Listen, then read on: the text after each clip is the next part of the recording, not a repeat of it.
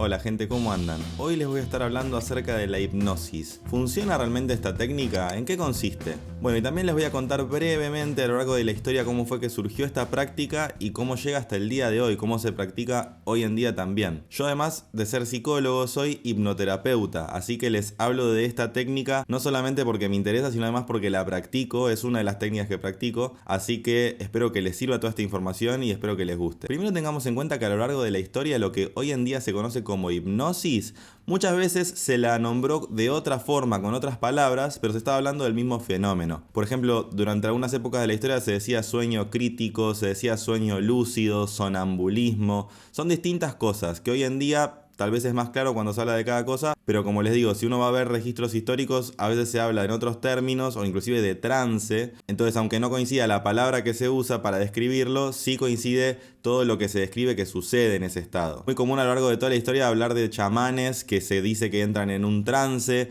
que bajo ese trance consiguen información o realizan sanaciones o hablan con seres que ya fallecieron, cuestiones por el estilo. Y eso se repite a lo largo de la historia en muchísimas sociedades, en muchísimas culturas. Mismo en Egipto existían lo que se llaman los templos del sueño, que hacían que una persona pase por todo un proceso donde se bañaba, donde hacía un ayuno, donde después se lo inducía a que esté en un estado hipnótico, tenía sueños y después al despertar los sacerdotes le interpretaban esos sueños para ayudarlo a curar o a solucionar X problema de su vida. Cuestiones muy similares pasaba con los celtas o mismo en el judaísmo. Hay distintas historias de distintas tradiciones, pero ese tipo de cuestiones sucedieron en muchas culturas. Pero la palabra hipnosis la introdujo James Bride, que era un neurocirujano escocés, y recién la introdujo en 1843. Ahí él utilizó la palabra hipnosis para describir este proceso y empezó a hablar en términos de hipnotizar, hipnotizado, hipnosis. Entonces desde ahí en adelante sí se habla con este término. Brevemente les recuerdo que la palabra hipnosis deviene de la mitología griega del dios Hipnos, que se llama así porque representa al sueño, era la personificación del sueño. Era hijo de la diosa Noche, Nyx, y se dice que vivía en una cueva donde no entraba el sol, que esa cueva estaba en una isla, que cerca de donde estaba esa isla, es decir, atravesando esa isla, había un río, el llamado río Leteo,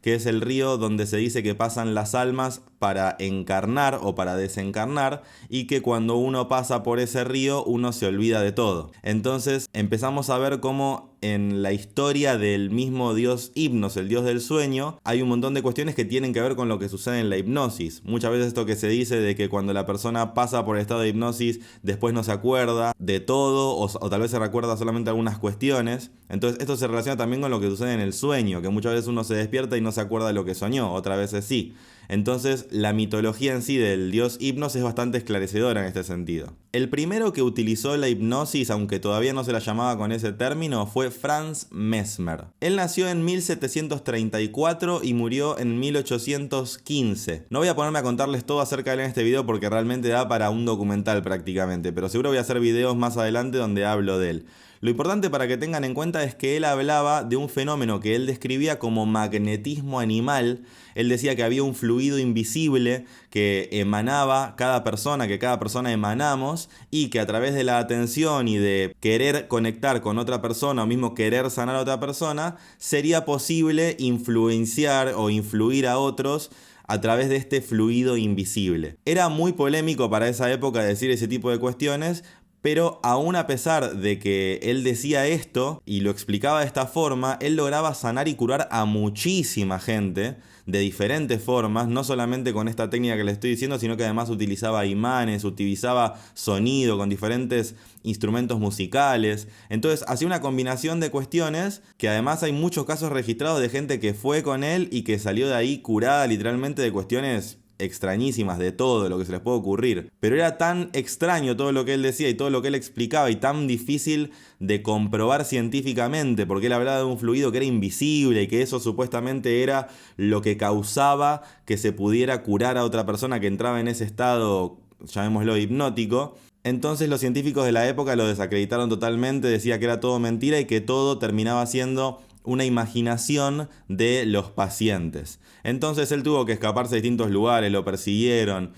Es decir, fue muy polémico en su época, pero sí quedó el registro de que él utilizaba lo que hoy en día se llama, cuando se habla de hipnosis, de la sugestión, el hecho de que una persona entraba en ese estado de trance y que él a las personas que entraban en ese estado les decía diferentes cuestiones y luego al despertar muchos de esos síntomas o inclusive todos en algunos casos desaparecían. Pero con el paso del tiempo muchas personas retomaron algunas de las prácticas de Mesmer, pero descartando lo que él mencionaba como teoría de magnetismo animal. Entonces pasó a ser enfocada toda la investigación más en lo que tiene que ver con la sugestión y con la hipnosis. Inclusive empezaron a aparecer muchas personas que hacían espectáculos con hipnosis y que hacían shows así para muchísima gente, lo cual por un lado mostraba de alguna forma la eficacia de la técnica, pero por otro lado hacía dudar un montón de gente porque decían seguramente es todo mentira, seguramente es todo un espectáculo, es todo show, y por eso se desacreditó también durante mucho tiempo esta técnica, porque se veían espectáculos que pasaban cosas que la gente decía esto no puede ser que esté sucediendo, seguro que es la persona actuando.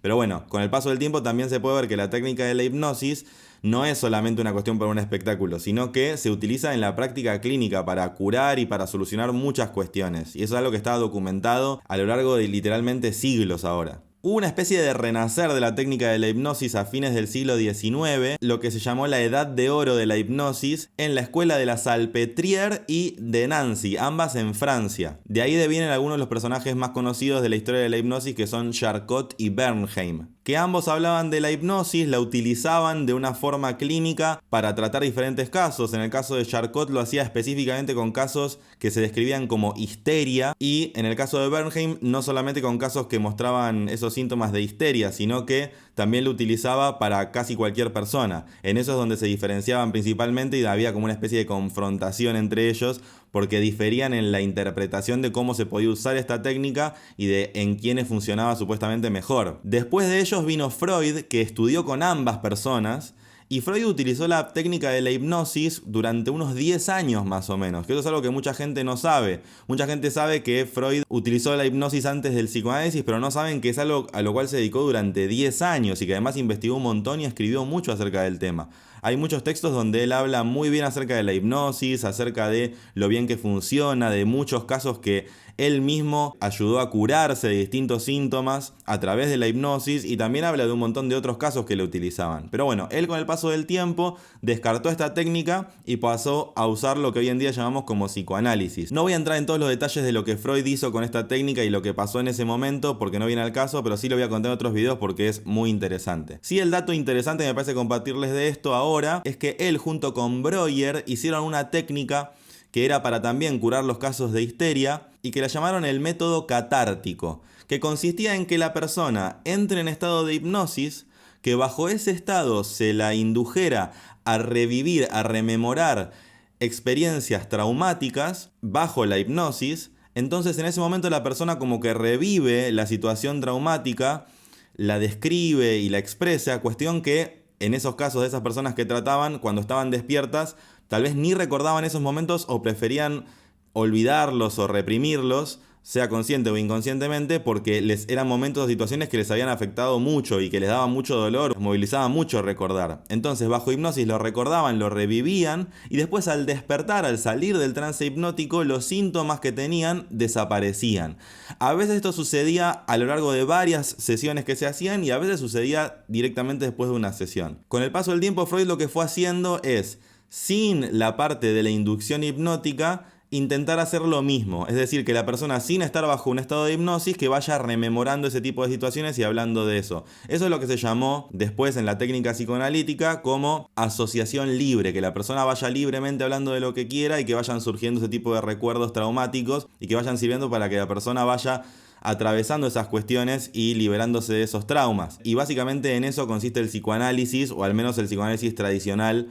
que fue desarrollándose después durante un montón de tiempo. Lo cierto es que cuando Freud descartó la técnica de la hipnosis y luego tuvo tan impacto en toda la cultura y además en la historia de la psicología, mucha gente a partir de eso descartó la hipnosis, se le dejó de dar importancia a esa técnica, principalmente porque se optó por otras cuestiones. Lo cual no significa que no se haya seguido investigando el tema. Por ejemplo, está el caso de Milton Erickson, estadounidense, que vivió a lo largo del siglo XX y que es quien se dice que es el responsable de que hoy hablemos de hipnosis clínica y inclusive de hipnosis ericksoniana, que es la técnica de hipnosis que se suele utilizar en la mayoría de los casos hoy en día para tratar distintos temas, como adicciones, tabaquismo, alcoholismo, obesidad, dolores crónicos, bueno, diferentes tipos de cuestiones. También ansiedad, depresión, bueno, de todo. También en el medio empezó a surgir lo que se llama hipnosis regresiva, o inclusive algunos lo llaman hipnosis de regresión a vidas pasadas, que la persona más famosa en este ámbito es Brian Weiss, que escribió un montón de libros acerca de este tema, pero que es exactamente el mismo principio de lo que hacía Freud con la hipnosis regresiva. La diferencia es que la hipnosis regresiva de Freud llevaba a la persona a rememorar situaciones de la vida presente. Pero lo que empezó a pasar en muchos casos de diferentes hipnoterapeutas es que cuando la persona iba a rememorar diferentes cuestiones, empezaba a remitirse a cuestiones que no eran de la vida que estaban viviendo. Es decir, empezaban a describir cómo era el lugar que estaban viendo, cómo eran las ropas que tenían puestas, qué situaciones estaban vivenciando, y de repente era notorio que no estaban hablando del momento actual, del momento presente. Ahí es donde surge esta idea de que muchas veces los síntomas que estaba experimentando la persona en la actualidad no devienen tal vez de un trauma de la infancia, sino que vienen de un trauma o de una situación traumática vivida en una vida pasada. Como les digo, esto deviene de que bajo el trance hipnótico la persona tiene esa vivencia que la describe como algo que no es de esta vida, sino que es de otra vida, y al vivenciar, rememorar, reexperimentar esta situación bajo este trance, al despertar, esos síntomas desaparecen. Muchas veces, como les digo, los síntomas desaparecen inmediatamente, a veces después de varias sesiones, o a veces simplemente les llega una cierta información a través de esa técnica y logran encarar un montón de cambios, un montón de situaciones o repensar cuestiones de una forma distinta, y eso hace que la persona avance realizando cambios muy notorios en su vida. Es importante que tengamos en cuenta que esto va más allá de la creencia o de la no creencia, sino que tiene que ver con una vivencia de la persona que entra en trance hipnótico y que bajo ese estado tiene la vivencia de rememorar una vida, una situación, una experiencia que puede ser de esta vida o de cualquier otra cuestión que surja en el momento, y que al despertar de ese trance esos síntomas que tenía la persona desaparecen. A veces del todo, a veces en parte, o a veces simplemente llega una información que sirve para que la persona haga determinados cambios en su vida. Lo cual obviamente que hace que sea un campo gigante de investigación súper interesante, y que obviamente hay mucha gente que tiene muchos prejuicios con este tema y que prefieren pensar que es todo un divague o todo un delirio y por eso ni siquiera se pueden investigar qué sucede. Pero también hay otros casos de otras personas que se lo han tomado en serio, porque más allá de los prejuicios que uno pueda tener, es interesante ver cuáles son los efectos que tiene la situación. Porque si la persona entra en ese trance hipnótico y al despertar esos síntomas se van, entonces, ¿qué tan importante es entender 100% de dónde viene toda esa información? Obviamente que es algo curioso para investigar y para pensar, porque si la persona cuando está despertando esos síntomas están desapareciendo, entonces más allá de la creencia que uno pueda tener de lo que está sucediendo, se puede ver que es una técnica que es extremadamente eficaz en la gran mayoría de los casos que se utiliza. La persona que llevó esta técnica a su máxima expresión, según mi punto de vista, es Dolores Cannon. Yo estudié la técnica de Dolores Cannon, estoy certificado en esa técnica y es la que yo utilizo en las sesiones de hipnosis que yo brindo. Por eso también se los cuento, y se los cuento no solo desde la investigación de haber leído, haber escuchado el tema, sino inclusive de practicar esta técnica. Dolores Cannon empezó utilizando la técnica de la hipnosis en los años 60 para cuestiones tales como las que le decía antes, para dejar de fumar, para tratar la obesidad, para tratar dolores crónicos, ansiedad, inclusive depresión. Pero a ella le empezó a pasar esto que les decía antes, que es que de repente la persona bajo ese estado de hipnosis empezaba a describir situaciones que no eran de la vida actual, sino que eran de otro tiempo y otro espacio. Entonces se puso a investigarlo paso a paso y desarrollando su técnica durante más de 40 años, haciendo conferencias por todo el mundo, escribiendo muchísimos libros con un montón de testimonios acerca de este tema y perfeccionando la técnica, que es la técnica que hoy en día se enseña. Dolores Cannon falleció en el 2014, pero esta técnica la sigue enseñando su hija, Julia Cannon, y también un montón de gente que estudió tanto con Dolores Cannon como con la hija de ella y que enseñan esta técnica en todo el mundo y que la practican como la practico yo también. Dolores Cannon es la primera que habla con mucha claridad también del aspecto científico de la hipnosis, que tiene que ver con los diferentes estados mentales que se pueden medir a través de lo que se llama las ondas cerebrales. Por ejemplo, las ondas cerebrales cerebrales beta son las del estado de vigilia, estar atento, estar alerta y estar despierto. Después viene alfa, que es un estado de relajación, un estado de meditación también, donde ya la mente está un poco más apaciguada y es un poco más sugestionable, un poco más influenciable. Después viene el estado teta, que es justo el momento previo a dormir. Es el estado que se relaciona con la meditación profunda, con la hipnosis profunda y también con un estado de ensoñación donde uno puede tener visiones, puede ver cuestiones o percibir cuestiones que son ya muy cercanas al estado de estar dormido. Y luego está directamente el estado que se llama delta, que es el estado donde ya uno está completamente dormido. Es importante recordar que pasar por cada uno de estos estados es natural en todos los seres humanos y que nos sucede a todos los días. En la técnica de Dolores Cannon se trabaja con el estado teta, que es justo ese estado previo a estar dormido. Y por eso es que es tan profunda y por eso es que es eficaz, porque trabaja con un estado justo previo al hecho de estar dormido. En otras de las técnicas de hipnosis no se trabaja en un estado tan profundo, se va hasta un estado previo, que es el estado de alfa. Entonces lo interesante de esta técnica es que a través de esta técnica es posible hablar directamente con el inconsciente,